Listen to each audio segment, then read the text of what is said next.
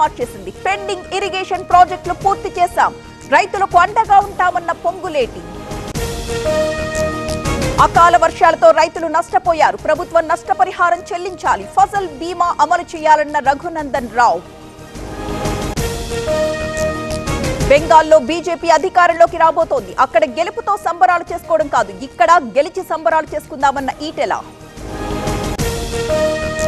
నెల్లూరులో నారాయణ పర్యటన, మహానాడు కోసం స్థలాల పరిశీలన, చరిత్రలో నిలిచిపోయేలా నిర్వహిస్తామన్న మంత్రి. ఏపీ లిక్కర్ స్కామ్ కేసులో రంగంలోకి ఐటీ శాఖ, 2,000 కోట్ల రూపాయల అక్రమ సంపాదనపై ఫోకస్, నిందితులకు అధికారుల నోటీసులు.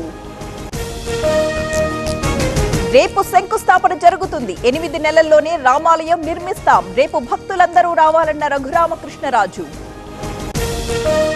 తల్లిదండ్రులు కావాలనే మీ కలను నిజం చేసుకోండి. 49 ఫర్టిలిటీ సెంటర్ లో ఉచిత అల్ట్రాసౌండ్ స్కాన్ మరియు ఫర్టిలిటీ స్పెషలిస్ట్ కన్సల్టేషన్ అందుబాటులో ఉంది. కేవలం 999 రూపాయలకు fertility assessment package, AMH test మరియు స్పర్మ్ టెస్ట్ తో. పరిమిత కాల ఆఫర్. ఇప్పుడే కాల్ చేయండి 7416106106. 49 అంటే సంతానం, 49 అంటే సంతోషం. కూటమి పాలనలో పబ్లిసిటీ ఫుల్, పనితనం నిల్. రాజధానిలో కరప్షన్ ఆకాశాన్ని అంటుతోంది, అమరావతికి వైసీపీ వ్యతిరేకం కాదన్న విడుదల రజని. అనకాపల్లి జిల్లా దుప్పితూరులో ఉద్రిక్తత, SEZ గోడ నిర్మాణాన్ని అడ్డుకున్న గ్రామస్తులు, నష్టపరిహారం పునరావాసం కల్పించాలంటూ డిమాండ్.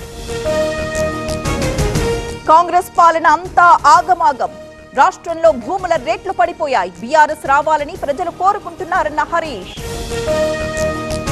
దాచేపల్లిలో రంగురాళ్ల కలకలం, ఒక గోడౌన్ లో భారీగా స్వాధీనం, విలువ ₹1 కోటి వరకు ఉంటుందని అంచనా.